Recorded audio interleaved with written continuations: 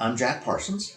I've been around the cathedral for maybe 30 plus years, well preserved, I guess. Um, I serve in a number of capacities, mainly as treasurer of the church, which means I work with the accounting staff in the office and with vestry and a finance committee to help review all the transactions and work with budgets, making all those things happen. I think one of the pieces that I have also done over the years has been to do a couple things with the diocese. So at one point I was a member of the fiscal ministries group of the diocese, and served as the chairperson for that for 3 years. But that's over. And it gives you a good chance to see what the rest of the diocese is doing. Lots of things bigger than us, which is sometimes a good perspective to always have, as opposed to just being so caught up in the day-to-day with things at the church. But there is, of course, the day-to-day, making sure that the bills for the cathedral get paid, that the deposits are made, given, and taken to the bank, that the individual parishioners get appropriate credit on their statements, so that they have, so that the tax records are appropriate, and that we really take a lot of pride in trying to make sure that that we're as accurate as we can. And when there is a problem or a mistake, please, we welcome the parishioner to just give us a call and help us make it right, so that we can either correct it, fix the thing, correct our understanding of wherever else we were supposed to. Over two stints, 2 periods of time, I've been treasurer for nearly 18 years. And one of the things that we pride ourselves on is that as a result of that continuity, we make sure that we have a continual stream of different auditors coming in to overlook us. And I'm pretty proud of our finance committee.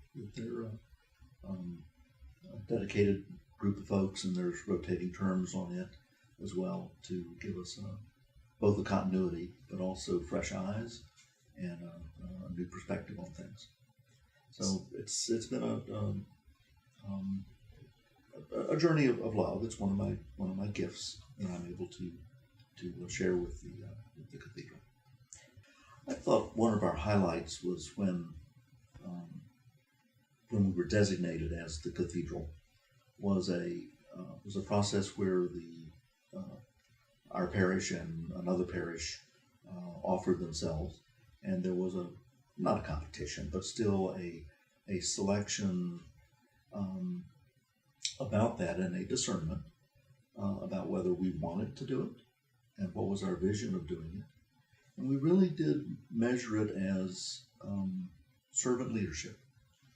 And I really resonated with that at the time, and I still resonate with it. We're not the biggest church, not the a huge giant structure that can seat everybody, but we're the model.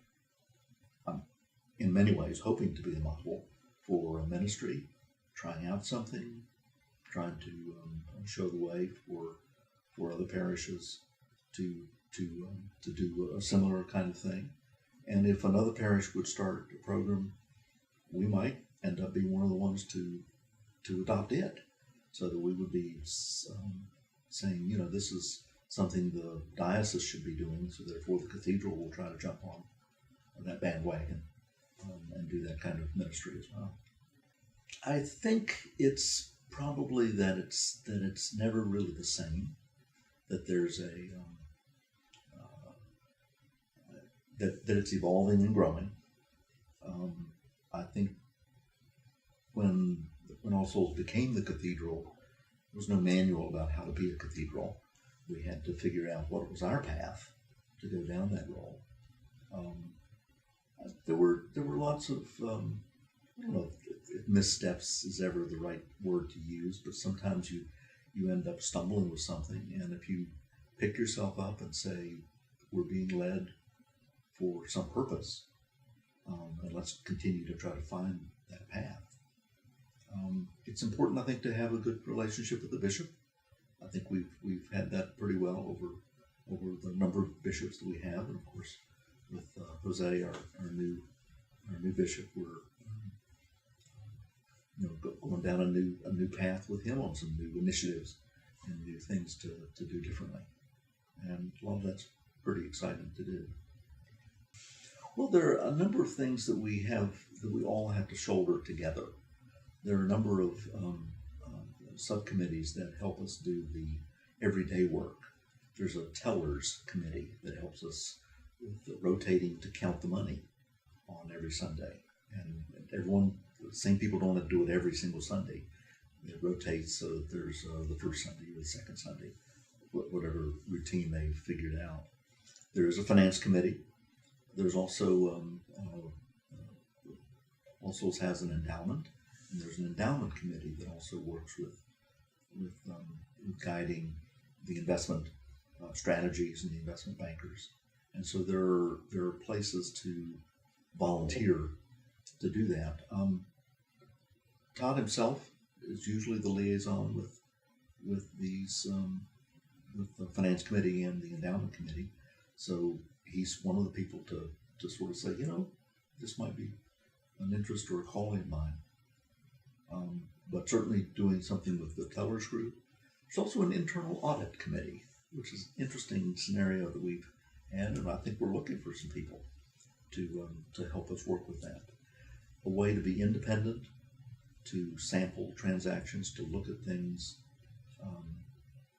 separately. Our outside auditors have applauded us for trying to keep that going. It's an important piece to have a separation. I think it's an important reason why my own contribution is, I think, one that I try to keep up with and increase from year over year.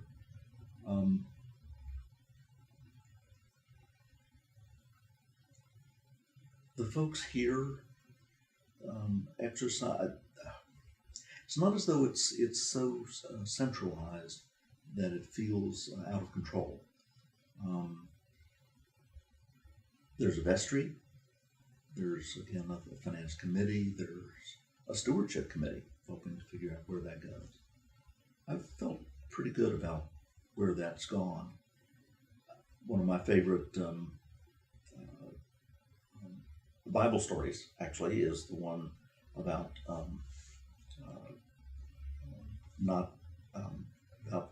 the talents, so that just because you were afraid to spend it, it's not really good enough just to simply put the talent over to the side and then bring it back after the master comes back. Why didn't you use it? Why didn't we use it for ministry? Why didn't we do something that could hopefully make a difference? No guarantees that what we spend it on or the ministry that we work on is going to change the world, but if we do nothing, it also doesn't feel like it feels like we're just getting up. And then I do like the feeling of try that this congregation sort of does. It's going to go towards something so that it can be used for the furtherance of the kingdom. And that, at least while I'm having something to do with it, I'm hoping that the talent just doesn't get hidden and that we actually end up using it.